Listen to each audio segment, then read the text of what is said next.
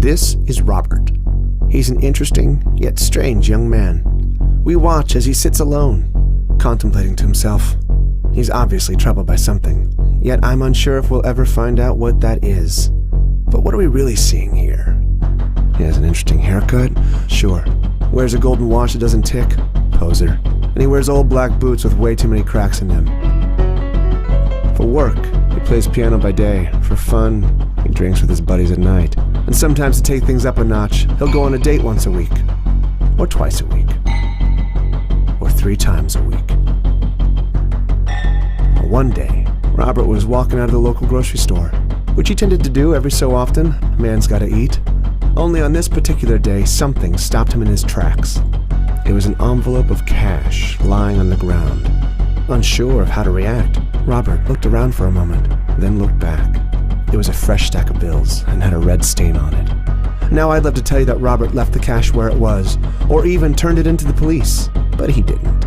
He simply dropped his groceries, picked up the envelope, and walked away. In fact, he was so infatuated with his new discovery that he left his groceries behind, which unfortunately for him were stolen soon after. He didn't feel good about what he'd just done, but he didn't feel bad about it either. To Robert, fate had specifically placed the money there for a reason, and it was better off his than anyone else's. So he continued his day. He went to work, looking over both of his shoulders as he did so. Then he went out, unapologetically spending his new cash on expensive bottles, expensive treatment, and expensive friends. He cheersed everyone around him, taking one shot, then another shot, then another shot after that. Finally, he checked his phone and received an enticing invitation from a lady friend. He pounded one more shot and he left. He drank more than he had in quite some time, and stupidly, Robert proceeded to get into his car. He looked for the right key, fumbled a bit, then he got in. He figured he could manage a quick drive. I mean, come on, he was Robert. This was his lucky day. Robert became easily distracted, ended up losing complete control of the vehicle, and our boy Robert hit someone. Let's talk about Haley. She's young, peculiar, wears dark clothing, and spends her time in obscure parts of town, like this subway, for instance. She's unpredictable and definitely lives by her own rules. She wears low-key punk rock boots, has straight dark hair, and always wears long coats. I mean always. But most interestingly, she has eyes that sometimes change color. And although she has a kind face and a unique style, don't be fooled. Haley claims to suffer from kleptomania. For those who don't know, kleptomania is an impulse control disorder that results in an irresistible urge to steal. And that's exactly what Haley does.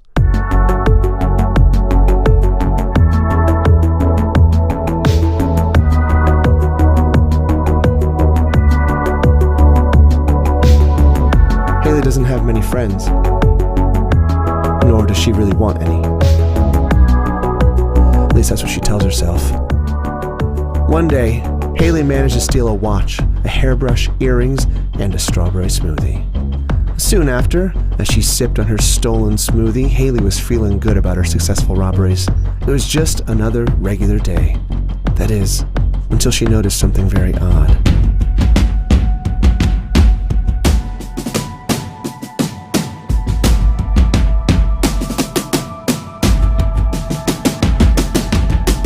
It was a man running with a bag of fresh cash, and no one was chasing him.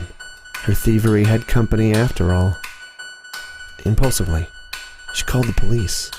That's right. A girl who had just broken various laws herself just called the cops on this man. Was she a changed person? Or was she just protecting herself? Well, a few moments later, she came across 2 bags of groceries sitting on the ground. As it turns out, Haley hadn't changed at all.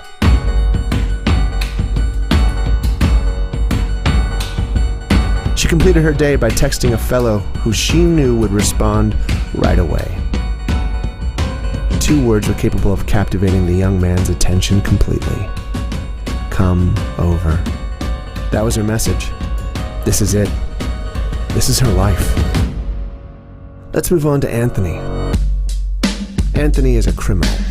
Being a criminal is what he knows, it's what he thinks about, and it's what he does. Anytime he's tried to live life according to good morals, he's failed miserably.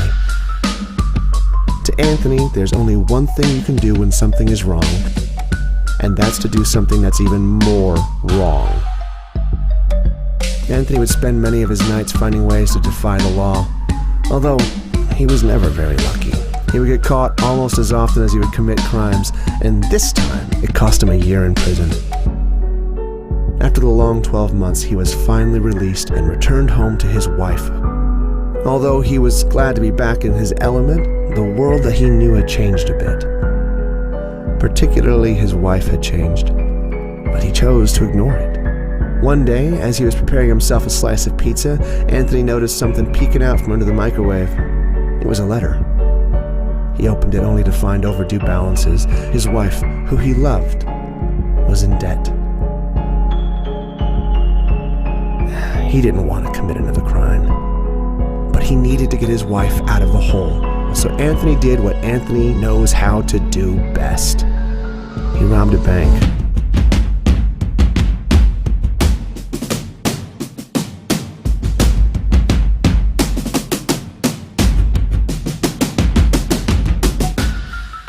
All seemed to be going well, until suddenly an officer stopped him in his tracks, causing a stack of cash to drop on the ground.